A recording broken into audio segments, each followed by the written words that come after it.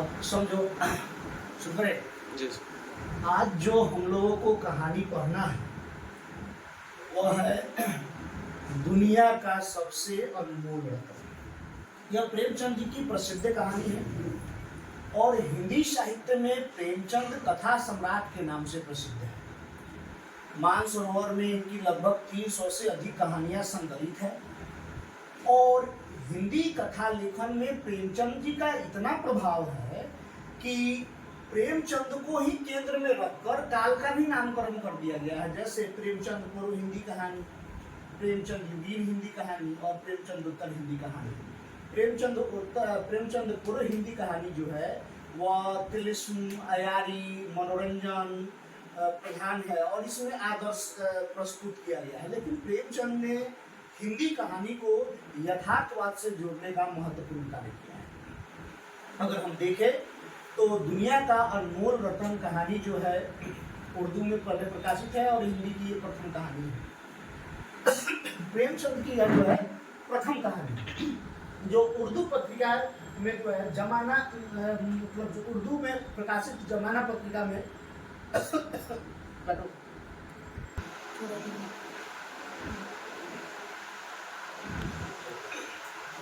आज जो है हम लोगों को पढ़ना है प्रेमचंद जी की प्रसिद्ध कहानी दुनिया का अनमोल रत्न। प्रेमचंद जी को हिंदी का कथा सम्राट कहा गया है और इनकी लगभग 300 से अधिक कहानियां मानसरोवर में संकलित हैं। प्रेमचंद जी का हिंदी कथा साहित्य में और हिंदी कहानी में इतना प्रभाव है कि कालों के नामकरण में भी इनको केंद्र में रखा गया है। जैसे काल का जो नामकरण किया गया है प्रेमचंद पूर्व हिंदी कहानी, प्रेमचंद युगीन हिंदी कहानी और प्रेमचंद उत्तर हिंदी कहानी। और प्रेमचंद पूर्व हिंदी कहानी में जो है तिलिस्म, अयारी, आदर्शवाद से संबंधित कहानियां हैं। वहीं प्रेमचंद युगीन हिंदी कहानी जो है वह जीवन के गंभीर विषयों की व्याख्या करता है, जीवन के यथार्थ की व्याख्या करता है। और प्रेमचंद ने जो है एक तरह से साहित्य को यथार्थवादी प्रवृत्तियों से जोड़ने का सफल प्रयास किया है। दुनिया की अनमोल रत्न कहानी जो है इनकी प्रथम और प्रसिद्ध कहानियों में से एक है जो उर्दू भाषा में प्रकाशित हुई थी। यह प्रेमचंद जी की प्रथम कहानी है जो उर्दू में प्रकाशित जमाना पत्रिका जो उस समय कानपुर से प्रकाशित होती थी 1907 में प्रकाशित हुई। और यही कहानी जो है दुनिया का अनमोल रत्न सोजे वतन जो है मतलब कहानी संग्रह में 1908 ईस्वी में प्रकाशित हुआ। सोजे वतन जो है का अर्थ होता है देश का मातम। और इसमें जो संकलित कहानियां थी वह अधिकतर जो है देशभक्ति या राष्ट्रीयता से ओतप्रोत थी, इसीलिए अंग्रेज सरकार ने इसे जब्त कर दिया। अगर हम देखें तो यह कहानी 1908 में सोजे वतन में प्रकाशित है और मतलब जो है इस कहानी को जो है नवाब राय नाम से इन्होंने प्रकाशित कराया था प्रेमचंद जी ने। बाद में जब यह संग्रह मतलब जो है जब्त हो गया उसके बाद इनको दया नारायण निगम ने इनका नाम प्रेमचंद रख दिया। उसके बाद से ये प्रेमचंद के नाम से लिखने लगे। अंग्रेज सरकार द्वारा मतलब एक तरह से हम बोलेंगे कि इस कहानी को जब्त करने का एक ही उद्देश्य था कि इस कहानी में राष्ट्रीयता से ओतप्रोत या देशभक्ति से ओतप्रोत कहानियां लिखी गई थी। साथ ही सोजे वतन कहानी संग्रह में जो है 5 कहानियां संकलित है। दुनिया का सबसे अनमोल रतन, शेख मखमूद, यही मेरा वतन, शोक का पुरस्कार और सांसारिक प्रेम। ये 5 कहानियां जो है सोजे वतन में संकलित है। नेट में एक प्रश्न यह बनेगा कि यही मेरा वतन किस कहानी संग्रह में संकलित है, तो इस तरह से मतलब जो है नेट में प्रश्न बनता है। अब जो है ये जो है कि सोजे वतन को उस समय के तात्कालिक जो है हमीरपुर के जिला कलेक्टर ने इसकी सारी प्रतियों को जब्त कर लिया और जलाकर नष्ट कर दिया। प्रेमचंद जी का दिवाचा जो शीर्षक है इसमें कहानी संग्रह में वह उनकी राष्ट्रीयता का, उनके राष्ट्रीय चेतना का जो है परिचायक है। और प्रेमचंद जी इस कहानी के संदर्भ में कहते हैं कि जो है इस पर मतलब जो है इस प्रेमचंद जो है इस कहानी संग्रह की भूमिका में ही लिखते हैं और कहते हैं कि हर एक कौम का साहित्य अपने जमाने की सच्ची तस्वीर होता है। जो बिना बिना जो विचार कौम के दिमागों में सक्रिय होता है और जो भावनाएं कौम के दिलों में गूंजती है, वे गद्य पद्य के पृष्ठों में ऐसी सफाई से नजर आती है और आईने में मूरत, जैसे आईने में मूरत। मतलब ये पंक्ति हम आपको फिर से रिपीट कर देते हैं कि प्रेमचंद जी ने सोजे वतन की भूमिका में क्या लिखा है। कहा क्या है कि हर एक कौम का साहित्य अपने जमाने की सच्ची तस्वीर होता है, ठीक है, जो विचार कौम के दिमागों को सक्रिय करता है और जो भावनाएं कौम के दिलों में गूंजती है, वे गद्य पद्य के पृष्ठों में ऐसी सफाई से नजर आती है जैसे आईने में मूरत। जैसे क्या होता है, आईना जो है वो दिखाता है, वैसे ही साहित्य जो होता है वो समाज का दर्पण होता है। मतलब समाज में जो कुछ भी हो रहा है उसको हूबहू साहित्य दिखा देता है प्रेमचंद जी, ये मतलब जो कहते हैं, ठीक है। अब जो है यह कहानी दुनिया का अनमोल रतन कहानी जो है वह दिलफिगार के सच्चे प्रेम के आधार पर जो है बनाकर भारत के वीर सिपाहियों और वीरता के जज्बात को दिखाया गया है, जिसमें अंतिम क्षण तक अपने वतन की रक्षा करने के लिए जंग के मैदान में दुश्मनों से युद्ध करता रहा और जब उसे ऐसा प्रतीत हुआ कि वह अपने वतन की रक्षा नहीं कर पा रहा है तो वह अपने दिलेर राजपूत ने भारत माता की जय कहकर उसी धरती पर अपने प्राणों का परित्याग कर दिया। कहानी की पृष्ठभूमि है युद्ध भूमि में जो है लड़ते लड़ते जो है वीर राजपूत की जो है मृत्यु पर आधारित है। वह अंततः भारत माता की जय कहकर जो है अपने प्राण का बलिदान कर देता है, अपने प्राण का परित्याग कर देता है।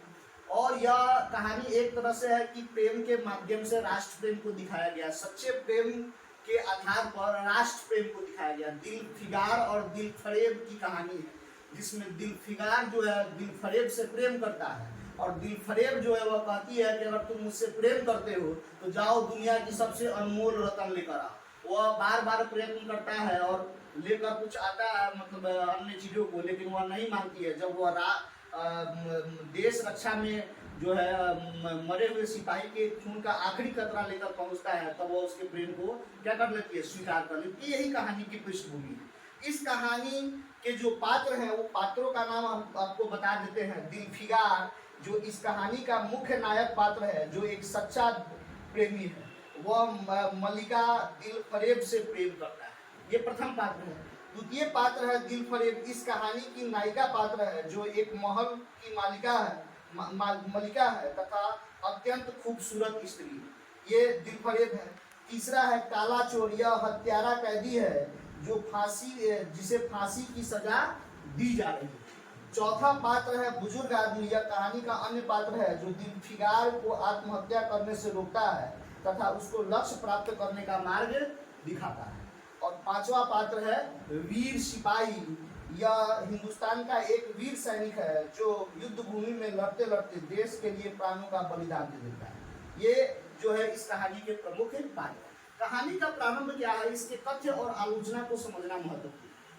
कथ्य और आलोचना को अगर समझते हैं तो दुनिया का सबसे अनमोल रतन कहानी जो है एक ऐसी कहानी है जो अपनी प्रेमिका को पाने के लिए तड़प रहा होता है। दिलफिगार जो है एक सच्चा प्रेमी है, वह दिलफरेब से सच्ची मोहब्बत करता है, लेकिन दिलफरेब जो से सच्ची प्रेम करता है, परंतु दिलफरेब उससे कहती है कि अगर तुम मुझसे सच्चा प्रेम करते हो तो मुझे दुनिया की सबसे अनमोल चीज ला कर दो, ठीक है।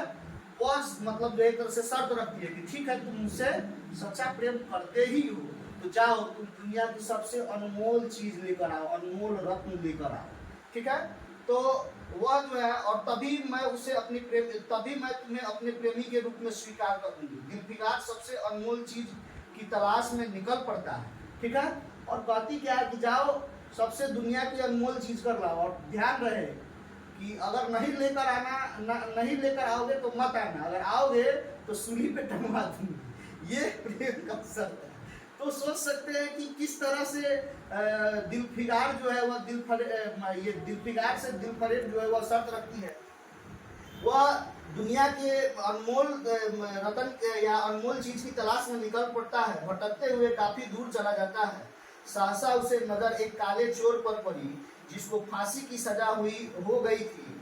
काफी भारी भीड़ वहां पर मौजूद थी, जो उस काले चोर को देख रही थी। तभी वह चोर फांसी के तख्ते से उतरा और एक मासूम से लड़के को गले लगा लिया, तथा वो काला चोर, जिसने न जाने कितनी हत्याएं की थी, उसकी आंखों में से एक आंसू का टपक पड़ा। दिलफिगार को लगा कि यह आत्मग्लानि के आंसू ही दुनिया के सबसे अनमोल रतन है या चीज है, किंतु दिलफरेब ने इसे अनमोल चीज मानने से इनकार कर दिया। मतलब काले चोर को फांसी की सजा हो गई थी, और वह फांसी की सजा से बचकर जब उतरता है तो वह रोने लगता है। उसकी बचपन की स्मृतियां उसके मन में आने लगती है, वह अपने बचपन को याद करने लगता है। उस बच्चे को गले लगाकर वह रोने लगता है।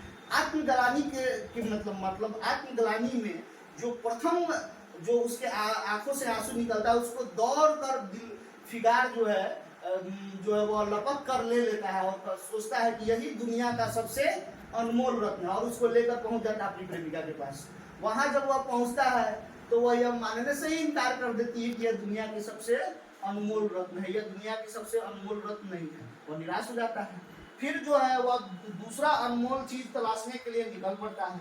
इस बार दिलफिगार को लगता है कि एक जीवित महिला जो चिता पर बैठी हुई है, जैसे सती होने के लिए, और अपने पति को गोद में लेकर 16 श्रृंगार करके अपने पति को गोद में बैठाए हुए, उसके मृत पति को अपने गोद में रखे हुए, और चारों तरफ से चिताएं सजाई हुई है, और सहसा देखते देखते वह महिला जो है वह राख के ढेर में बदल जाती है। दोनों सच्चे प्रेमी हैं। वह महिला अपने पति से इतना सच्चा प्रेम करती है कि तो वह प्रेम में जो है स्वयं को सती कर लेती है। तो मतलब जो है प्रेम में सती हुई महिला का जो राख है, उसको जब सब लोग चले जाते हैं घर, तो उसको दिलफिगार क्या करता है, जल्दी से अपने कपड़े में लपेट लेता है और उसको लेकर पहुंच जाता है फिर दिलफरेब के पास, और कहता है कि ये देखो, ये दुनिया की सबसे अनमोल चीज है। जो एक मतलब जो है क्या है कि प्रेमी के लिए प्रेमिका जो है वह सती हो गई है, उसके मतलब जो है चिता की राख है, भस्म की राख, तो उसको भी वह दुनिया की सबसे अनमोल चीज मानने से इनकार कर देती है।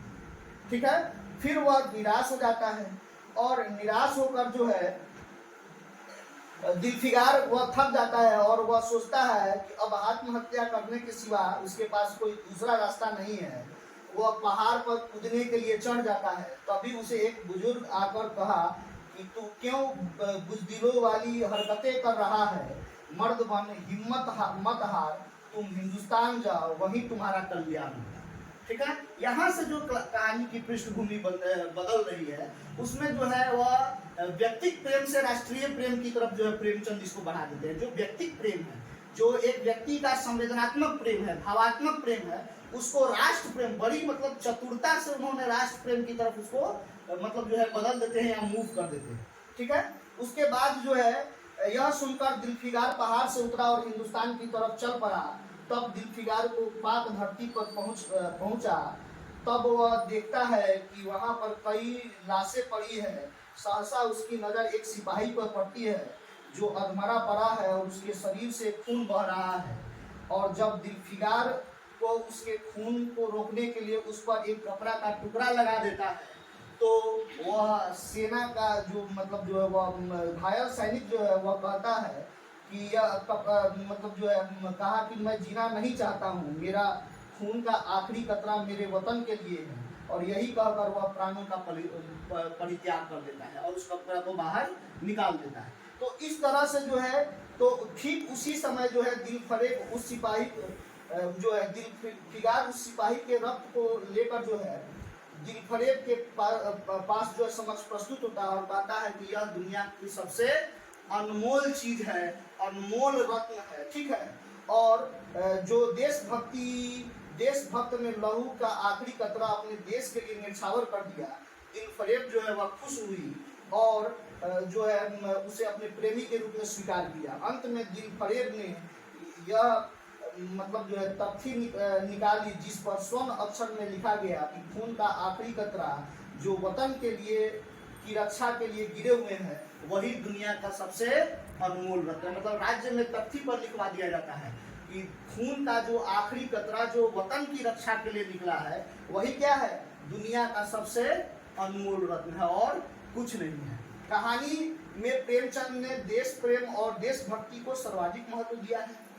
देश की रक्षा करते हुए शहीद होने वाले सैनिकों के रक्त के सम्मुख सभी चीजों तुच्छ है, और यही कहानी का संदेश है। मतलब जीवन में व्यक्ति प्रेम, सांसारिक प्रेम से बढ़कर राष्ट्र प्रेम है। राष्ट्र प्रेम से बड़ा कोई प्रेम नहीं है प्रेमचंद जी के अनुसार, इस कहानी के माध्यम से उन्होंने कहा है। मतलब कहानी का मुख्य उद्देश्य है कि कोई प्रेम उतना बड़ा प्रेम नहीं है जितना कि राष्ट्र प्रेम सबसे बड़ा प्रेम है। व्यक्तिक प्रेम से ऊपर उठकर राष्ट्र प्रेम से बड़ा प्रेम कुछ हो ही नहीं सकता है। और दुनिया के अनमोल रतन कहानी के माध्यम से प्रेमचंद ने इसको स्थापित करने का प्रयत्न किया है।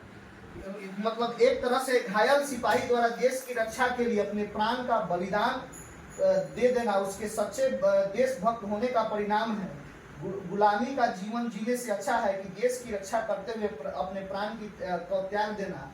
और यही संदेश जो है कहानी में जो है प्रेमचंद देना चाहते हैं। देखो, वह सैनिक के मन में यह है कि जिस देश में अंग्रेजों का शासन है और अंग्रेजों के अधीन गुलाम है, तो गुलामी में जीने से अच्छा है कि उस देश की रक्षा के लिए स्वयं को निछावर कर देना, ठीक है, और अपने प्राणों का त्याग कर देना। ऐसे देश में जाने से क्या मतलब है जिस देश में किसी दूसरे का अधीन रहना है, अंग्रेजों के अधीन रहना है, मतलब सीधे अंग्रेज सरकार पे वार था। और यही कारण है कि सोचे वतन को जो है वो तत्कालीन जो जिला अधिकारी थे हमीरपुर के, उन्होंने उसको जब्त कर ली सारी प्रतियों को और उसको जलाकर नष्ट कर दिया। और वहाँ तक जो है प्रेमचंद जी जो है वो नवाब राय से नाम से लिखते थे। प्रेमचंद का दूसरा नाम धनपत राय भी है, ठीक है। बाद में उनको दया नारायण निगम ने जो है वह प्रेमचंद नाम दे दिया। अब जो है इस कहानी की प्रसिद्ध पंक्तियां, अगर आप लोग ध्यान से सुनिएगा तो याद हो जाएगा। मैं कोशिश करूंगा कि एक बार बोलूं और आप लोगों को याद हो जाए। प्रथम पंक्ति है कि अगर तू मेरा सच्चा प्रेमी है तो जा इस दुनिया की सबसे अनमोल चीज लेकर मेरे दरबार में आ, और तब मैं तुझे अपनी गुलामी में कबूल करूंगी। अगर तुझे यह चीज न मिले तो खबरदार इधर रुख न करना, वरना सूली पर खिंचवा दूंगी, ठीक है। ये एक प्रेमिका का शर्त है कि अगर तुमको दुनिया का सबसे अनमोल चीज नहीं मिले तो खबरदार तुम इधर आना भी नहीं तो मैं तुमको क्या करूंगी, सूली पर चढ़वा दूंगी। उसके बाद है मुनीर सामी ने हातिम शाह का मददगार मिल गया, ये काश कोई मेरा भी मददगार हो जाता है, ये काश मुझे भी उस चीज का जो दुनिया का सबसे अनमोल चीज है नाम बता दिया जाता। बला से वह चीज हाथ में आती, मगर मुझे इतना तो मालूम हो जाता कि वह किस किस्म की चीज है। मैं घड़े बराबर मोती की खोज में जा सकता हूँ, मैं समुंदर का गीत, पत्थर का दिल, मौत की आवाज और इससे भी ज्यादा बेनिशान की चीजों की तलाश में कमर कस सकता हूँ, मगर दुनिया की सबसे अनमोल चीज यह मेरी कल्पना से बहुत ऊपर है।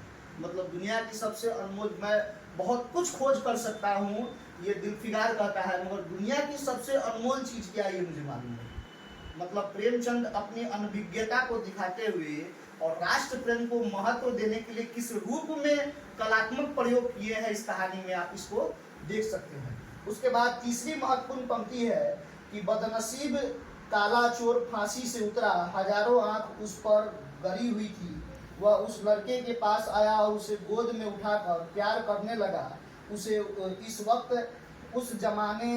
वह जमाना याद आया जब वह खुद ऐसा ही भोला भला, ऐसा ही खुश और खुर्दम और दुनिया की गंदगियों से ऐसा ही पाक साफ था।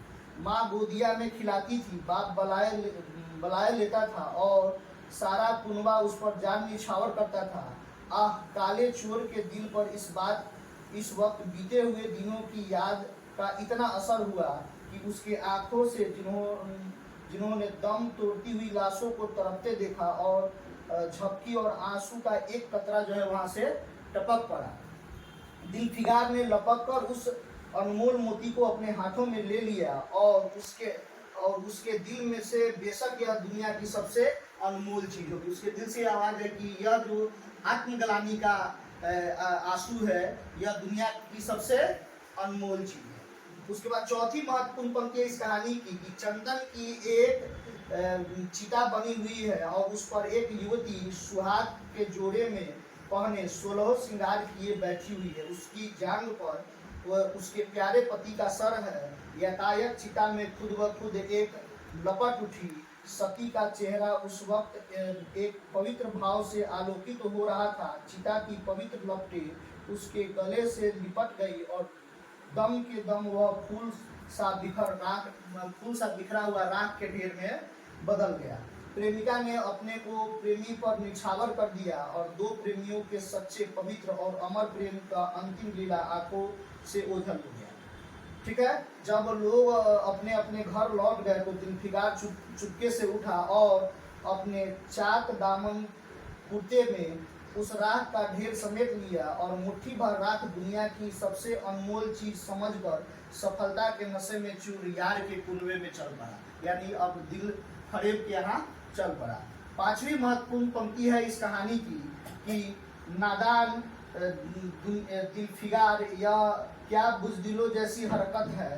तू मोहब्बत का दावा करता है और तुझे इतनी भी खबर नहीं कि मजबूत इरादा मोहब्बत के रास्ते की सबसे पहली मंजिल है। मर्द बन यों हिम्मत न हार, पूरब की एक देश है जिसका नाम हिंदुस्तान है, जहां और तेरी आरजू पूरी हो। ये मतलब हिंदुस्तान की तरफ जाने के लिए जो कहा गया कहानी में हम बताए हैं, वो बूढ़ा आदमी उसको रोकता है आत्महत्या करने से, वही पंक्ति है। छठी महत्वपूर्ण पंक्ति है इस कहानी की कि मैं बेवतन हूँ मगर गनीमत है कि दुश्मन की जमीन पर मर रहा हूँ। सीने के घाव में से चिथरा निकाल कर क्या तूने यह मरहम रख दिया, खून निकलने दे, इससे रोकने से क्या फायदा। क्या मैं अपने ही देश में गुलामी करने के लिए जिंदा रहूं? नहीं, ऐसी जिंदगी से मर जाना अच्छा है। इससे अच्छी मौत मुनासिब नहीं हो सकती। मतलब अपने ही देश में गुलाम रहने से अच्छा है कि मैं क्या हो जाऊं, आज़ाद मर जाऊं, इससे अच्छी तो मौत है।